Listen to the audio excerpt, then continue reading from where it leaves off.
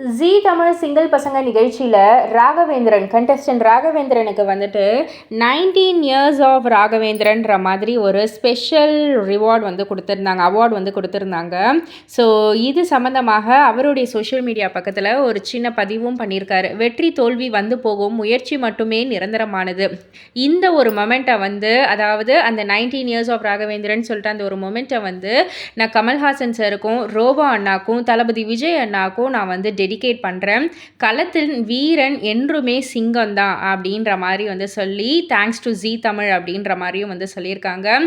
ஏன்னா இத்தனை 19 வருடங்களும் வந்து தனியாக நின்று ஃபைட் பண்ணி என்னை வந்து ஒரு செலிப்ரேட் பண்ணதுக்காக ரொம்ப ரொம்ப சந்தோஷம் அப்படின்ற மாதிரியும் வந்து சொல்லியிருக்காங்க. And winner and runner up 2 பேருக்குமே கங்க்ராட்ஸும் பண்ணி எல்லாருக்குமே, அதாவது இந்த சிங்கிள் பசங்க டெக்னீஷியன்ஸ் எல்லாருக்குமே வந்துட்டு அவருடைய கிராட்டிடியூடை வந்து காமிப்பேன் அப்படின்னு வந்து சொல்லி ஸ்பெஷல் தேங்க்ஸும் வந்து பண்ணியிருக்காங்க. டிஆர் சாருக்கும் பார்த்திபன் சாருக்கும் ஆலியா அக்கா, கனிகா மேம், சுஜிதா அக்கா, மணி அக்கான்னு சொல்லிட்டு எல்லாருக்குமே ஒரு ஸ்பெஷல் தேங்க்ஸும் வந்து பண்ணியிருக்காங்க.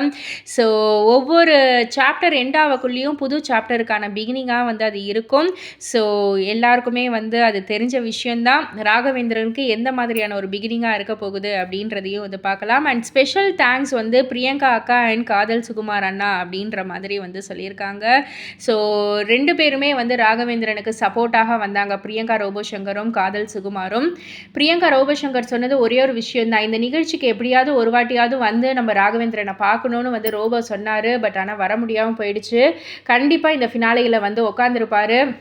அவருடைய பிளெஸிங்ஸ் உனக்கு எப்போவுமே இருக்கும். ஒவ்வொருத்தவங்களும் கஷ்டப்பட்டு மேலே வந்தவங்க தான். எல்லாருக்கு கஷ்டத்துலேயுமே வந்து நாங்கள்லாம் வந்து கண்கூடாக பார்த்துருக்கோம்.